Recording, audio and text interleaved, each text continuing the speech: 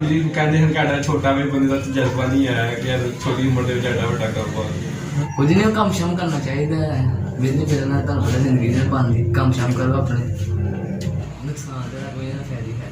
ਪਹਿਲੀ ਗੱਲ ਨੁਕਸਾਨ ਕੋਈ ਨਹੀਂ ਇਸ ਕਾਰੋਬਾਰ ਦਾ, ਬਹੁਤ ਕਾਰੋਬਾਰ ਦਾ ਨੁਕਸਾਨ ਕੋਈ ਨਹੀਂ ਹੈ। ਅਗਰ ਤੁਹਾਡੇ ਕੋਲ ਸ਼ਾਗਿਰਦਾਂ ਨੇ ਤੁਹਾਨੂੰ ਸਿਖਾ ਦਿਓਗੇ। ਹਾਂ ਸਿਖਾ ਦੇ।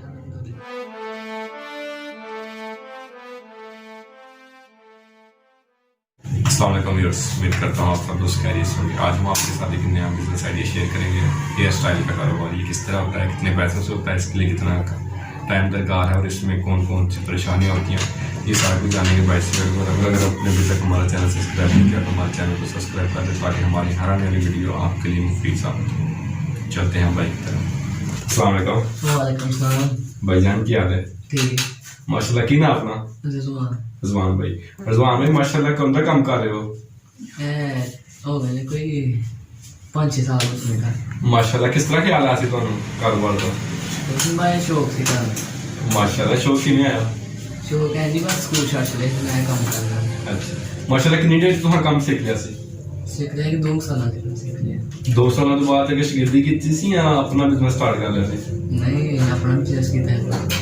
ਮਾਸ਼ਾल्लाह। ਕਿੰਨੇ ਤੋਂ ਸਟਾਰਟ ਕੀਤਾ ਤੁਸੀਂ ਆਪਣਾ ਬਿਜ਼ਨਸ? ਕਿੰਨੀ ਏਜ ਸੀ ਤੁਹਾਡੀ ਉਸ ਟਾਈਮ? ये से 14 साल। ਮਾਸ਼ਾल्लाह। 14 ਸਾਲ ਦੀ ਉਮਰ ਵਿੱਚ ਤੁਸੀਂ ਆਪਣਾ ਕੰਮ ਸਟਾਰਟ ਕਰ ਲਿਆ ਹੈ। ਜਦੋਂ ਕੰਮ ਸਟਾਰਟ ਕੀਤਾ ਸੀ ਉਸ ਤੋਂ ਕੋਈ ਪ੍ਰੋਬਲਮ ਨਹੀਂ ਸੀ ਆਈ ਤੁਹਾਨੂੰ? नहीं प्रॉब्लम। ਤੇ ਕਿੰਨੇ ਪੈਸੇ ਜਦੋਂ ਤੁਸੀਂ ਸਟਾਰਟ ਕੀਤਾ ਸੀ ਕੰਮ ਆਪਣਾ? दुकान से लगे सन 40,000 रुपया। ਮੁਕੰਮਲ ਤਿਆਰ ਕਰਨ ਦਾ ਸਮਾਨ ਵਗੈਰਾ ਹਰ ਚੀਜ਼ ਦਾ। ਉਸ ਤੋਂ ਬਾਅਦ ਵੀ ਕੋਈ ਖਰਚੇ ਹੁੰਦੇ ਨੇ ਤੇ उस तो बाद वही खर्चा करके बाद च फिर अपना जो बनाना है सीने करानी और भी जो सामान लेना है अपनी मर्जी। ठीक हो गया। जेकर कोई सामान लेना चाहता है तो कितों ले सकता है? ਲੱਭ ਜਾਂਦਾ ਸ਼ਹਿਰ ਵਿੱਚ ਲੈ ਲਓ ਜਿੱਥੇ ਮਰਜ਼ੀ ਲੈ ਲਓ ਲਾਈ ਚੋਂ ਸ਼ਹਿਰ ਵੀ ਬਰਾਬਰੀ ਮੋੜ ਵਿੱਚ ਸਮਝਦੇ।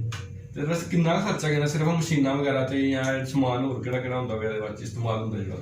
ਉਹਦੇ ਵਾਸਤੇ ਵੀ ਲੱਭਦੇ ਹੁਣ ਤੇ ਤੁਹਾਨੂੰ ਪਤਾ ਹੈ ਦੌਰ ਕਿਹੋ ਜਿਹਾ ਆਉਂਦਾ ਮਹਿੰਗਾ।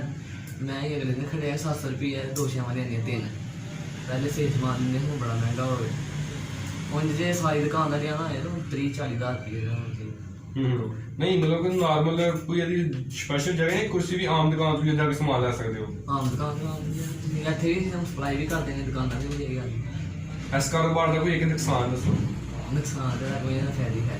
ਪਹਿਲੀ ਗੱਲ ਨੁਕਸਾਨ ਕੋਈ ਨਹੀਂ ਇਸ ਕਾਰੋਬਾਰ ਦਾ, ਬਹੁਤ ਕਾਰੋਬਾਰ ਦਾ ਨੁਕਸਾਨ ਕੋਈ ਨਹੀਂ ਹੈ। ਹਾਂਜੀ ਗੱਲ ਹੈ।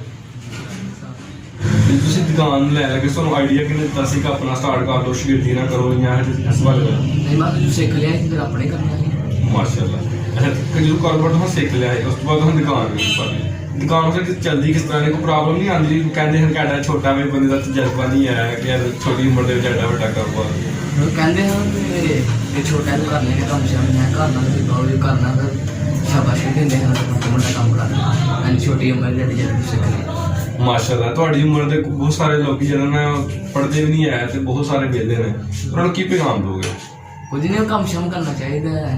ਬਿਜਲੀ ਫਿਰਨਾ ਤੁਹਾਨੂੰ ਪਤਾ ਜ਼ਿੰਦਗੀ ਦੇ ਪਾਉਂਦੀ ਕੰਮ ਸ਼ਾਮ ਕਰੋ ਆਪਣੇ।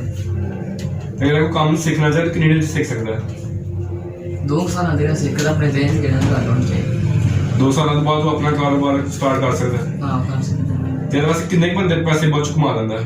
ਬਾਅਦ ਚੋਂ ਹੈ ਹੀ ਦਿਹਾੜੀ ਦੇ ਸੇਲ ਬੰਦਾ ਕਹਿੰਦਾ 1000-2000 ਅੱਛੀ ਦੁਕਾਨ ਹੋਏ ਅੱਛੇ ਪੈਸੇ ਲੋ ਤੇ 3000 ਨਿਕਲਦੇ।